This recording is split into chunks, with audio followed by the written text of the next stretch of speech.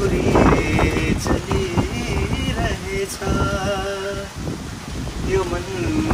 गलिरहेछ तिम्रो याद आइरहँदा आँसु त्यसै बगेछ आँसु त्यसै बगेछ आमामामामामामा कस्तो खतरा आधी चलाएको थियो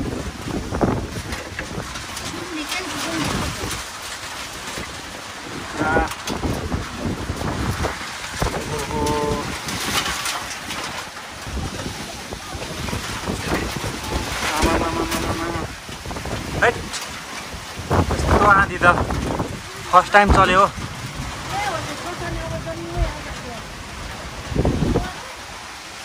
पर्दा त यस्तो हल्लाएर छ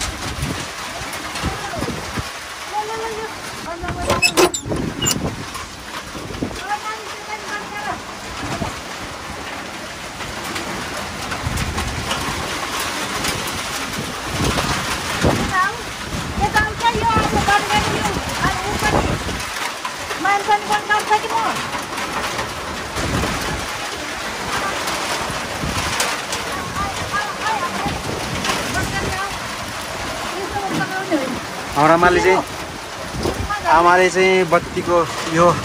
मेन स्विच अफ गर्ने भन्दै हुनुहुन्छ यो बन्द गर्ने आमा यो बन्द गर्ने हो आमामामामा कस्तो खतरा आधी चलेको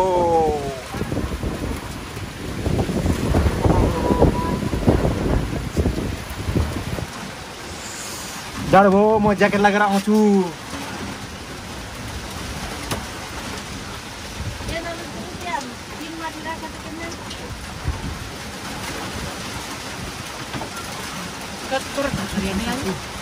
यो ढकरे चाहिँ राखेको छ परु भिज्दैन म चाहिँ माथि जान्छु अब ल हसास म चाहिँ घरको माथिल्लो तलामा अहिले चाहिँ घरको माथिल्लो बरान्डामा दलिनमा छौँ म यो जस्ताको छानो हुँदाखेरि पानी पर्दाखेरि जुन आवाज आउँछ जस्ता कराएर पानीको आवाज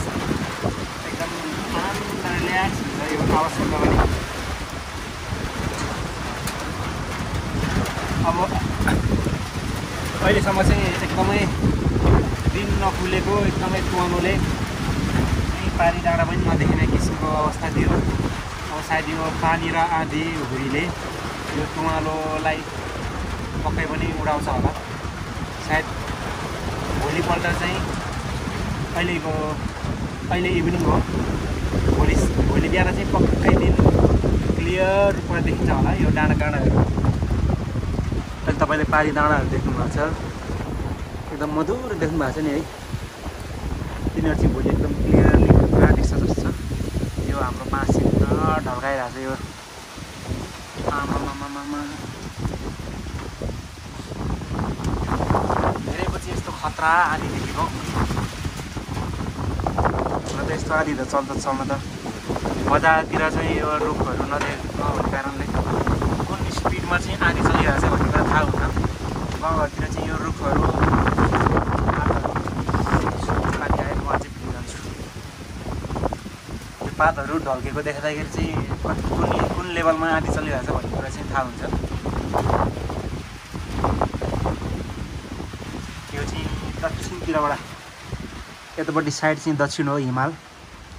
हिमालको साइडतिरबाट चाहिँ हावा चलेर दक्षिणतिर जाँदैछ भारततिर जाडो हो म चेन पनि लगाउँछु जाडो हो एकदम मजा फिल भइरहेछ मलाई चाहिँ त्यताबाट कस्तो उज्यालो भएर आएर एकदम उज्यालो किन हो कुनै खै थाहा छैन चल्ने अझै पनि चलिरहेको छ मजाले बाँसहरू बाँस पुरा ढल्काइदिइरहेछ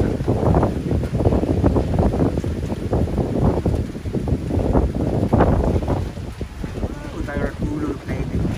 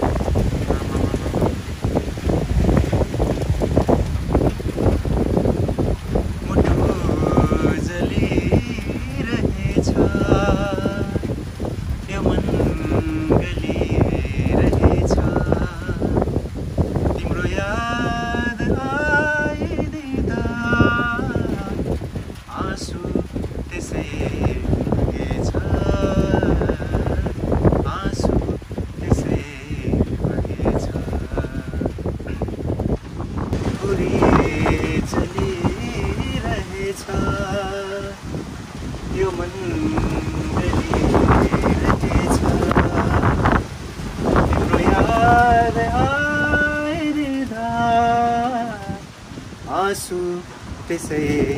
बगेछ आँसु त्यसै बगेछ मुटु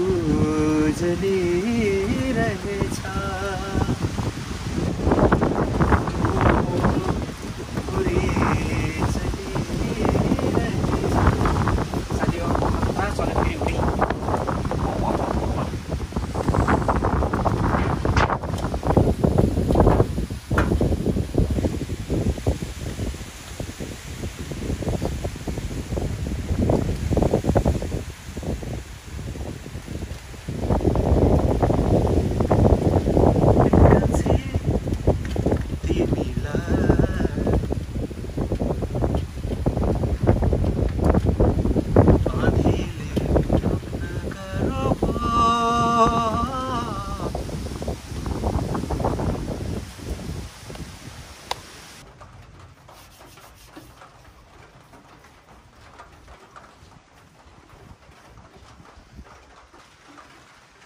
साथीहरू अहिले चाहिँ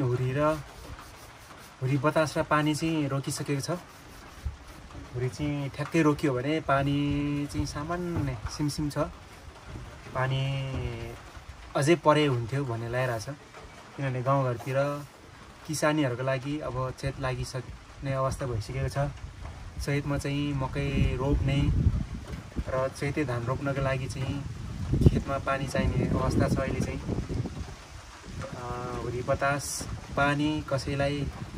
फाइदा हुन्छ भने कसैलाई बेफाइदा पनि हुनसक्छ एक्कासी यसरी हुरी बतास र पानी आउँदाखेरि गाई गोठालो गरिराख्ने हुने वनतिर हुने किसानीहरूलाई चाहिँ सामान्य क्षति अथवा कहिलेकाहीँ ठुलो दुर्घटना पनि हुनसक्छ त्यही पनि पानी चाहिँ एकदमै आवश्यक छ गाउँहरूतिर किसानीहरूको लागि चाहिँ आशा गरौँ अझै ठुलो पानी पर्नेछ हुरी बतास बिनाको ठुलो पानी झर्रप परिसकेपछि खेतबारी चाहिँ मजाले भिज्छ त्यसपछि जोतेर मकै रोप्नको लागि चाहिँ एकदमै सजिलो हुनेछ मल सबै लगभग छरेर अथवा घोप्ट्याएर राखिसकेको छ बारीमा यही पानीको चाहिँ आवश्यकता भएर किसानहरू चाहिँ पानी कहिले पर्छ भनेर खोजिराखेका छन् आज थोरै मात्रै पानी पर्यो हुरी बढी चल्यो आशा गरौँ फेरि अझै ठुलो पानी पर्नेछ थ्याङ्क यू आजको हुरी बतास एउटा नौलो किसिमको भ्लग देखाइदिएको कस्तो लाग्यो तपाईँहरू सबैले अनुभव गरिसकेको वातावरण हो यो तपाईँहरू सबैले भोगिसकेको हुरी बतास हरेक वर्ष यो फागुन चैत वैशाखतिर बवाल तरिकाले चल्छ थ्याङ्क यू साथी हो अहिलेलाई चाहिँ नमस्ते बाइ बाइ